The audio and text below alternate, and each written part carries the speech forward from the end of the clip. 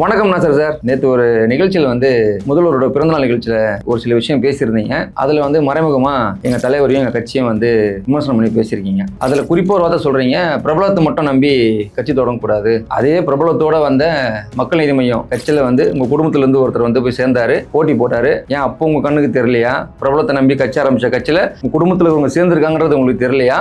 அதே கட்சியில் போட்டி போட்டாங்க, அப்போ நீங்கள் வேட்புமனு தாக்கல் பண்ண நீங்களும் கூட போனீங்க. அப்போ தெரியலையா பிரபலமாக இருந்த கட்சியில் உங்கள் வீட்டில் சேர்ந்தாங்கன்னு? இப்ப எங்க தலைவர் கேள்வி கேக்குறீங்க, கொள்கை இருக்கணும், நலத்திட்டங்களை அறிவிச்சா மட்டும் போதுமான்றலாம் பேசியிருக்கீங்க. கொள்கை இருக்குன்னு சொல்லி நீங்க கேக்குறீங்களே. நேத்தே ஒரு போராட்டத்துல எங்க கட்சியோட ஆதரவு சொல்லியிருக்காரு, தில் இருந்தா தைரியம் இருந்தா உங்க கட்சியில இருக்கிற துணை முதல்வரை வர சொல்லுங்க.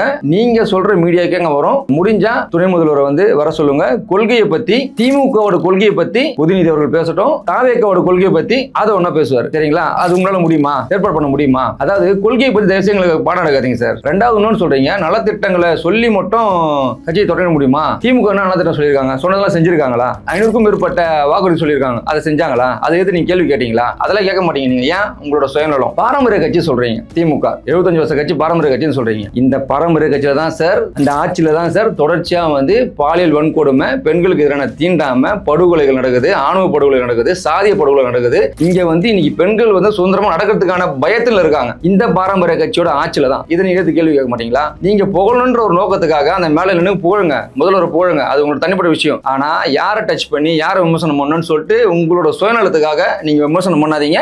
ஏன்னா இந்த தேர்தல் காலத்துல யாரெல்லாம் விமர்சனம் பண்றீங்க, யாரெல்லாம் கேள்வி கேட்கறீங்க, திடீர்னு விமர்சனம் பண்றீங்க, கேள்வி கேட்கறீங்க, ஸ்டேட்டஸ் வைக்கிறீங்க, ஏதோ மீடியா கட்சி சொல்லிட்டு பேட்டி கொடுக்குறீங்க, ஏதோ ஒரு நிகழ்ச்சிக்கு போனா அங்க போய் விமர்சனம் பண்றீங்க. 2026 தேர்தலுக்கு முன்னாடி எங்க தளபதியையும் எங்க கட்சியையும் நீங்க என்ன விமர்சனம் பண்ணாலும் சரி, என்ன அவதூறு பண்ணாலும் சரி, ஒருத்தர் மட்டும் இல்ல பல பேர் கூட்டணி செஞ்சு வந்தாலும் சரி, என்ன வேஷம் போட்டு வந்தாலும் சரி, இது எல்லாத்தையும் எதிர்கொள்றதுக்கு எங்க தலைவரும் வாரியர்ஸும் நாங்க எல்லாருமே வெயிட்டிங் தான் சார்.